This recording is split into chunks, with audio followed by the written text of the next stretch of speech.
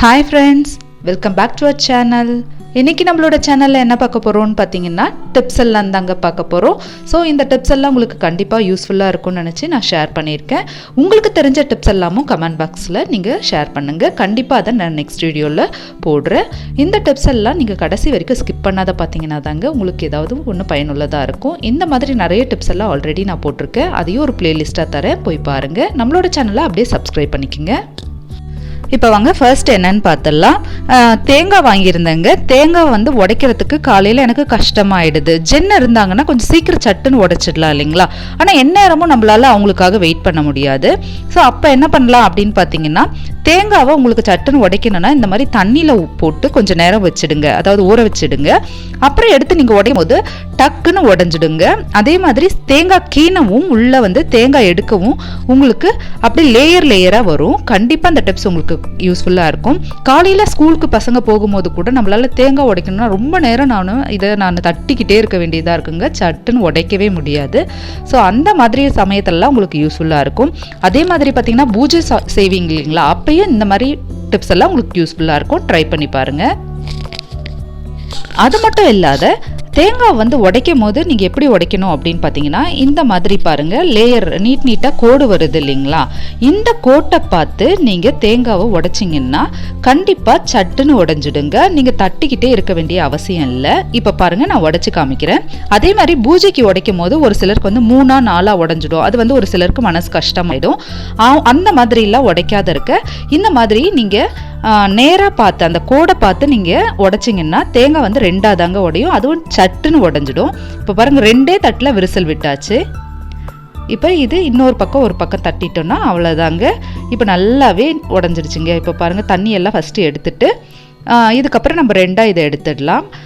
தேங்காய் எடுக்கவும் உங்களுக்கு தண்ணியில் போட்டு வச்சிருந்ததுனால தேங்காய் கீனவும் உங்களுக்கு வந்து ரொம்ப சுலபமாகவே இருக்கும். கண்டிப்பாக அந்த டிப்ஸ் உங்களுக்கு பயனுள்ளதாக இருக்கும். ட்ரை பண்ணி பாருங்கள் எவ்வளோ சூப்பராக உடஞ்சாச்சு. ஒரு 2 தட்டு தாங்க, சட்டுன்னு உடஞ்சிடும். இப்போ வாங்க அடுத்தது என்னன்னு பார்த்துடலாம். இது என்னன்னு பார்த்தீங்கன்னா, குட்டி குட்டியாக ஆன பென்சில் தாங்க. என்னோட பசங்களது வந்து இந்த மாதிரி குட்டி குட்டியாக ஆயாச்சு. ஸோ இவங்க என்ன பண்ணுவாங்கன்னா, இதை தூக்கிட்டு புது பென்சில் எடுத்துக்கலாம் அப்படின்னு சொல்லுவாங்க. அதுக்கு பதில் என்ன பண்ணலாம் அப்படின்னு பார்த்தீங்கன்னா, இந்த மாதிரி ஸ்ட்ரா இருக்கும் இல்லைங்களா? ஸ்ட்ராவில் வந்து நம்ம பின்பக்கமாக இந்த பென்சிலை நல்லா உள்ளே சொருவிட்டோம்னா இப்போ பாருங்கள் எவ்வளோ சூப்பராக இருக்குது. மாடலாகவும் இருக்கும், நீட்டாகவும் தெரியும் பென்சில். ஸோ இந்த மாதிரி இருக்க பென்சில்ஸ்லாம் இன்னும் கொஞ்ச நாள் நம்ம உபயோகப்படுத்தலாம். இதெல்லாம் பார்த்தீங்கன்னா ரொம்பவே நல்லா பண்ணலாம். அதே மாதிரி கலர் பென்சிலுக்கும் இதை நல்லாவே பயன்படுத்திக்கலாங்க. இந்த டிப்ஸ் கண்டிப்பாக குழந்தைங்க இருக்க வீட்டுக்கு யூஸ் ஆகும். ட்ரை பண்ணி பாருங்கள். இப்போ அடுத்ததாக என்ன பார்க்க போகிறோன்னு பார்த்தீங்கன்னா, இது பொன்னாங்கண்ணி கீரை தாங்க. என்னோட செடியில் இருந்த கீரைங்க தான். ஸோ இதை வந்து நான் பருப்பில் போட்டு வைக்கலான்ட்டு எடுத்திருக்கேன். நிறைய கீரை இருந்தால் நம்ம பொரியல் பண்ணலாம். ஸோ இது கொஞ்சமாக இருக்கவே நான் இதை சாம்பாரில் போடலான்னு தாங்க எடுத்திருக்கேன்.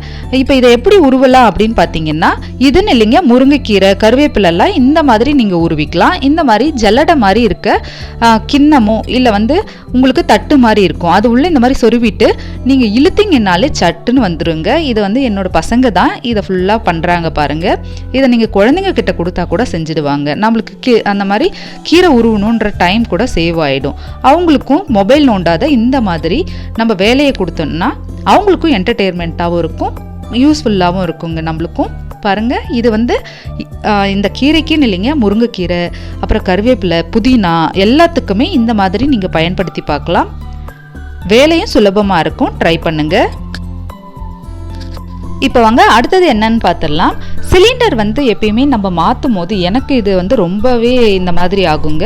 நான் மாற்றிடுவேன், ஆனால் வந்து எப்போ மாற்றினா என்னன்னு தெரியாது. ஸோ அதுக்கு என்ன பண்ணலாம் அப்படின்னு பார்த்தீங்கன்னா, இந்த சிலிண்டர் மேலே என்னைக்கு நீங்கள் சேஞ்ச் பண்ணுறீங்களோ, காலி ஆகிட்ட பிறகு எடுத்து நீங்கள் ஃபிக்ஸ் பண்ணுவீங்க இல்லையா, அதனோட தேதியை இது மேலே எழுதி வச்சிட்டிங்கன்னா காலியாகும் போது உங்களுக்கு எத்தனை நாள் வரும், இந்த தேதியில் மாற்றணும், ஒரு 45 டேஸ் வரும் இல்லை 40 டேஸ் வரும்ன்ட்டு உங்களுக்கு கொஞ்சம் கால்குலேட் பண்ண முடியும்.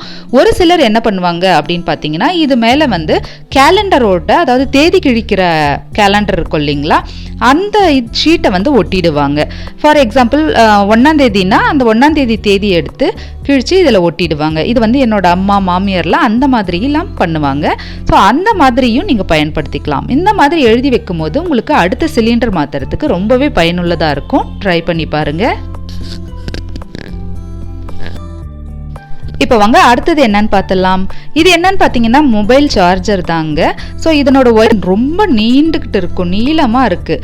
இதுன்னு இல்லைங்க, லேப்டாப் சார்ஜர் இல்லை வேறு எதுக்காவது போடுற சார்ஜரோ இல்லை ஒயருங்களோ இந்த மாதிரி நிறைய நீளமாக இருக்கிற சமயத்தில் நம்ம இதை ஃபுல்லாக நல்லா ரோல் பண்ணி ஹெட்செட் கூட நம்ம அந்த மாதிரி பண்ணிக்கலாங்க. இந்த மாதிரி ரோல் பண்ணி ஒரு ரப்பர் பேண்ட் இருந்தால் ரப்பர் பேண்ட் போட்டுக்கலாம். ஸோ இது வந்து ரொம்ப மாட்டிக்கிட்டு ரொம்ப சிக்காகாதையும் இருக்கும், ஸ்ட்ரகிள் ஆகும். ஒரு சமயம் எடுக்க வந்து ஒன்னோட ஒன்று மாட்டி ஸ்ட்ரகிள் ஆகும். அதுக்கு பதிலாக அதை தவிர்க்க இந்த மாதிரி ரப்பர் பேண்ட் போட்டுக்கலாங்க. அப்படி இல்லை அப்படின்னா ரப்பர் பேண்ட்க்கு பதிலாக நான் ஒன்று காமிக்கிறேன் பாருங்கள். இது வந்து மோஸ்ட்டாக நிறைய வீட்டில் இருக்கும், ரப்பர் பேண்ட் இருந்துடும், இந்த மாதிரி டேக் இருக்காது. ஸோ இது வந்து இரும்பு மாதிரி லைட்டான கம்பி மாதிரி தான் அது, அந்த ஒயர் மாதிரியும் இருக்கும். ஸோ இது வந்து நல்லா க்ரிப்பாக இருக்கும். இப்போ இதை போட்டு நல்லா சுற்றிட்டோன்னா இது வந்து நல்லா டைட்டாக பிடிச்சிடுங்க.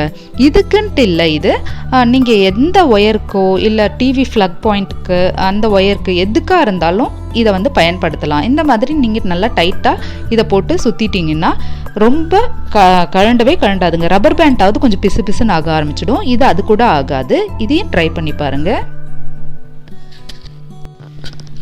இப்போ வாங்க அடுத்தது என்னன்னு பார்த்துடலாம்.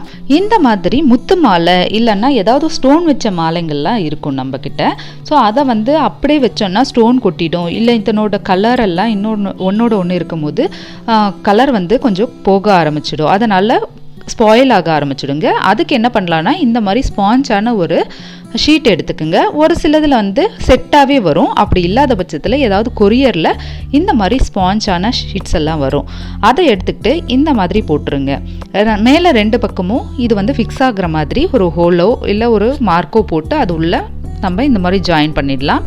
பண்ணிட்ட பிறகு என்ன பண்ணலான்னா நான் ஆல்ரெடி காமிச்சேன் இல்லைங்களா, பிளாக் கலர் ஒரு ஒயர் மாதிரி காமிக்கிறேன் பாருங்க. அதையும் ஸோ இது ரெண்டும் எடுத்துட்டு இந்த பிளாக் கலர் ஒயர் மாதிரி ஒன்று கம்பி காமிச்சா இல்லைங்களா, இதை எடுத்துக்கலாம். இதை எடுத்து கீழே வந்து மிடில் அதாவது சென்டர் பிளேஸில் வந்து நம்ம இதை வந்து சுற்றிக்கலாம். இந்த மாதிரி விட்டு நல்லா பின்பக்கம் நம்ம சுற்றி விட்டுட்டோம்னா இது வந்து மூவே ஆகாதுங்க. ஸோ உங்களுக்கு வந்து ஸ்டோன் வச்சுருக்க நெக் செயின் எல்லாம் எதுவுமே ஸ்பாயில் ஆகாது. ஸ்டோன் கொட்டிடுச்சுன்னா நம்மளால யூஸ் பண்ண முடியாது. அதை தவிர்க்க நம்ம இந்த மாதிரிலாம் பண்ணிக்கலாம். அதே மாதிரி ஸ்பேஸும் நம்மளுக்கு ஆக்குபை ஆகும், டீசெண்டாக நம்ம க்ளீனாக வைக்கலாங்க.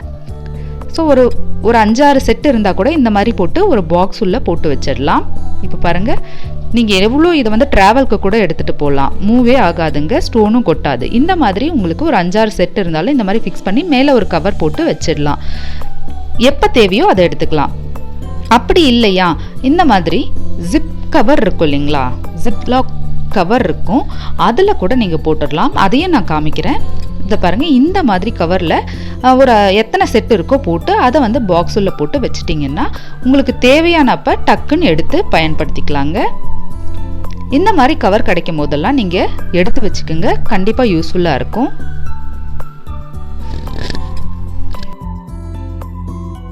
அடுத்ததாக பார்த்தீங்கன்னா ப்ரீவியஸான ஒரு வீடியோவில் இருக்க டிப்ஸ் தாங்க. இந்த டிப்ஸை நான் ஒரு சிலர் கேட்டிருந்தீங்க, கொதிக்கிற தண்ணியில் வந்து பாட்டிலை போட்டால் உருகிடாதானிட்டு. அதுக்காக தாங்க சொல்கிறேன்.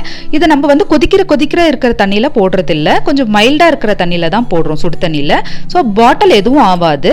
அதே மாதிரி பார்த்தீங்கன்னா இதனோட பிசுபிசுப்பு தன்மைக்கு வந்து நெய் பாலிஷ் ரிமூவர் போட்டு நீங்கள் தொடச்சி எடுத்தீங்கன்னா அதுவும் போயிடுங்க. ஸோ இதை நீங்கள் தாராளமாக ட்ரை பண்ணி பார்க்கலாம். இந்த மாதிரி நிறைய இன்ட்ரெஸ்டிங்கான டிப்ஸோட நெக்ஸ்ட் வீடியோவில் பார்க்கலாம். இந்த டிப்ஸ் எல்லாம் உங்களுக்கு பிடிக்கும்னு நினைக்கிறேன். Thank you for watching, friends.